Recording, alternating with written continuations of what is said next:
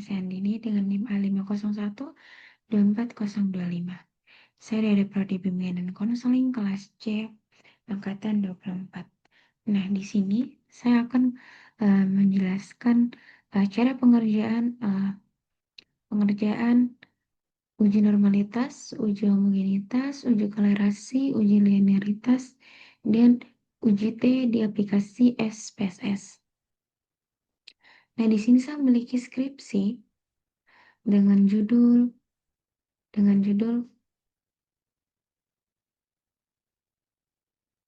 judul hubungan antara prestasi anak tentang keharmonisan keluarga dengan motivasi belajar siswa kelas 11 SMA Negeri 1 Sindoe. Di sini saya sudah memiliki data. Nah, sebelum kita lanjut ke eh, cara pengerjaannya, kita cari tahu terlebih dahulu apa itu uji normalitas. Nah, uji normalitas digunakan untuk menguji apakah data penelitian berdistribusi normal atau tidak. Nah, data penelitian berdistribusi normal merupakan syarat dalam statistik parametrik. Uji normalitas ini merupakan syarat untuk uji monosample test, uji independent sample test, dan innovadir, dan lain-lain. Pada SPSS, normalitas dibedakan menjadi dua berdasarkan jumlah sampel yang digunakan. Nah, terus pengambilan keputusannya. Nah, pengambilan keputusannya itu jika signifikasinya atau signya lebih besar dari 0,05, maka data penelitian dianggap berdistribusi normal. Jikalau nilai signifikasinya atau signya lebih kecil daripada 0,5, maka data penelitian dianggap tidak berdistribusi normal. Nah, kita lanjut saja ke aplikasi SPSS. Apakah menguji apakah datanya kita ini normal atau tidak normal. Nah, di sini kita ke data view. Di sini kita taruh X dan di sini Y. Nah, di sini decimals-nya kita undur jadi 0. Di sini juga 0. Nah, labelnya. Nah, kan di sini kita mencari apakah keharmonisan ini dan motivasi belajar ini saling berkaitan. Jadi di sini kita tulis keharmonisan.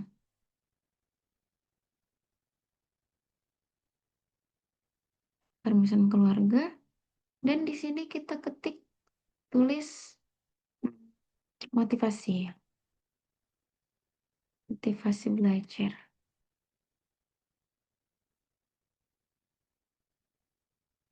Nah, selanjutnya kita ke data view.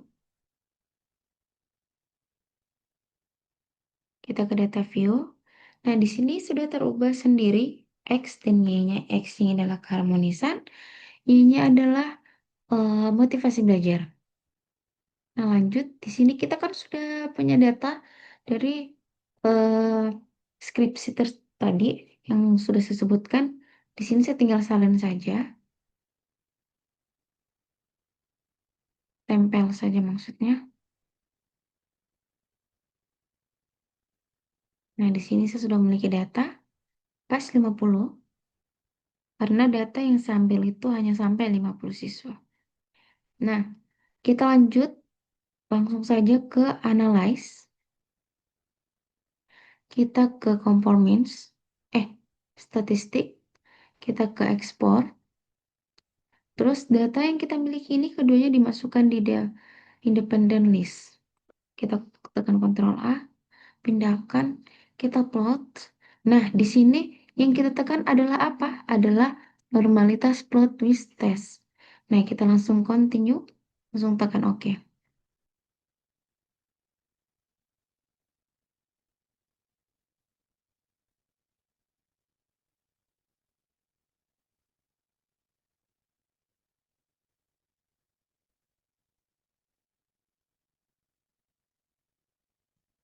Nah, di sini data yang kita miliki sudah ada, yaitu kita geser ke bawah, yang ini normality. Nah, data yang kita temukan itu adalah keharmonisan keluarganya itu adalah 0,90, motivasi belajarnya adalah 0, 0,191. Maka data yang kita temukan ini adalah eh, normal. Karena data yang kita temukan ini signifikasinya lebih besar daripada 0,01.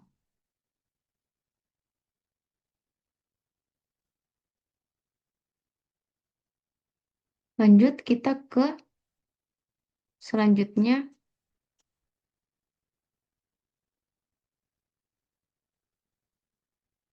uji homogenitas.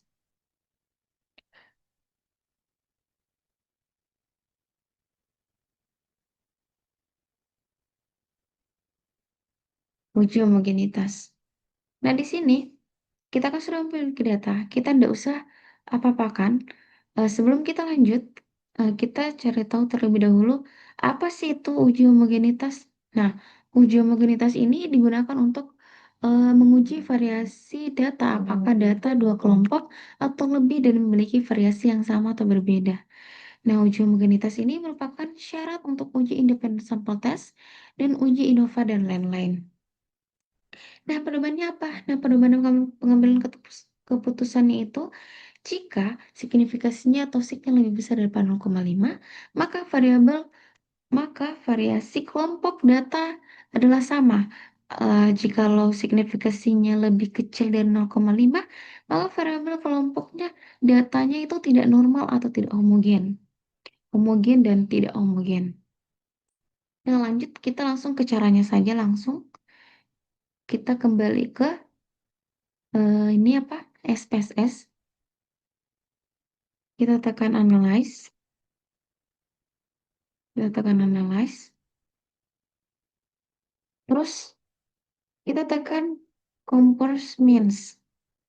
Nah, di sini kita tekan ANOVA, ANOVA. Terus yang ini, yang keharmonisan ini atau X-nya kita taruh ke bawah. Terus motivasi belajarnya kita taruh ke atas. Nah, terus kita tekan close. Eh, kita, aduh salah. Kita tekan option. Nah, di sini kita tekan homogeneity-nya. Di statistik ini, di bagian ketiga kita centang homogeneity-nya. Kita langsung continue, langsung oke. Nah, di sini kita sudah menemukan homogeneity-nya yaitu 0,44. Atau inivanya itu, signya itu 115. Yang kita tentukan itu adalah homogeneity-nya yang ini, 0,44. Nah, jadi datanya kita ini homogen atau tidak? Nah, datanya kita ini homogen karena data yang kita miliki itu lebih besiknya itu lebih signifikasinya lebih besar daripada 0,05. Nah, lanjut kita ke uji linearitas, liabilitas, linearitas. Nah, sebelum kita lanjut ke cara menentukan data yang kita ini linearis atau tidak, kita cari tahu dulu apa sih itu uji linearitas. Nah, uji linearitas ini adalah digunakan untuk melihat apakah dua variabel mempunyai hubungan yang linear secara signifikan atau tidak. Nah, fungsinya itu apa? Nah, fungsinya itu ada beberapa referensi menyatakan bahwa linearitas ini merupakan bagian dari uji asumsi klasik yang digunakan untuk analisis eh, registrasi linear sederhana. Nah, nilai signifikasinya itu adalah jika lebih besar daripada 0,05, maka data antara X dan Y adalah linear atau terdapat hubungan yang linear secara signifikan.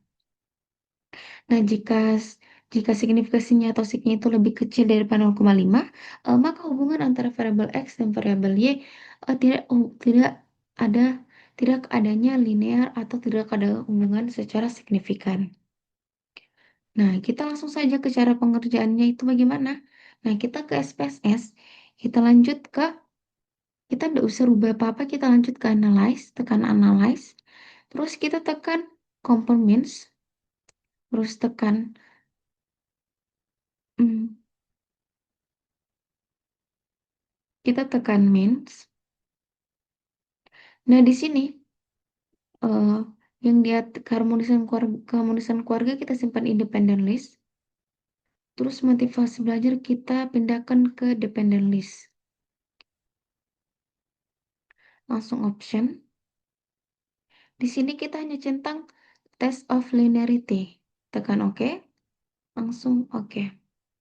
Nah, di sini sudah ada innova tabelnya.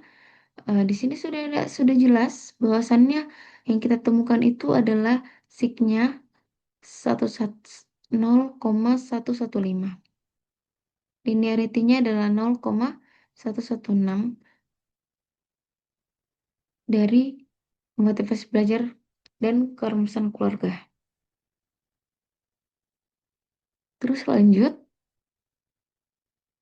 kita ke uji selanjutnya.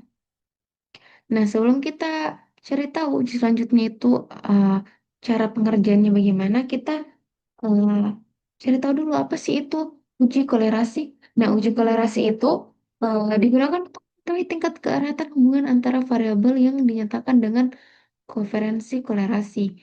Nah, jenis hubungan antara variabel X dan Y dapat bersifat positif dan maupun negatif.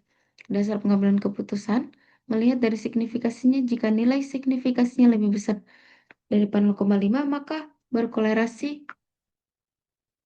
Jika nilai signifikasinya lebih kecil daripada 0,5 maka nilai tidak berkolerasi. Lanjut, kita langsung saja. Kita ke analyze. Terus ini menentukan data kita eh, berkolerasi atau tidak. Kita korelat bivariate. Nah, data yang kita temukan ini kita pindahkan keduanya ke sebelah. Tekan Ctrl A, pindahkan option OK. Terus yang ininya kita pindahkan one total. Tekan OK. Nah, di sini kita sudah temukan correlation-nya itu 0,007. Jadi keterkaitan itu sangat rendah.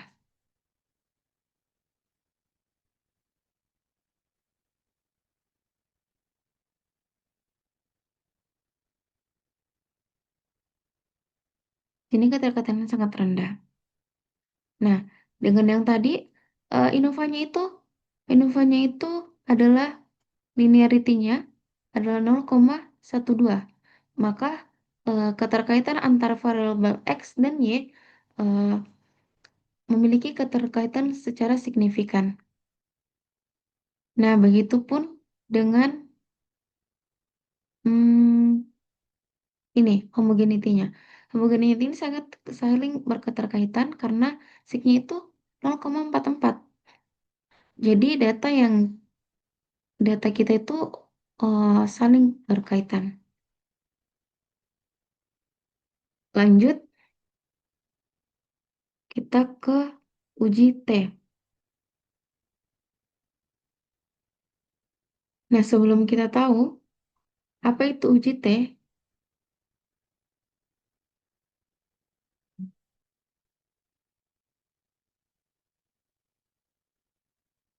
uji T. Nah, uji T adalah uji one sample to test, disebut juga uji satu sampel. Uji sampel to test digunakan untuk regulasi perbedaan rata-rata satu variabel dengan suatu konstanta tertentu atau nilai hipotesis.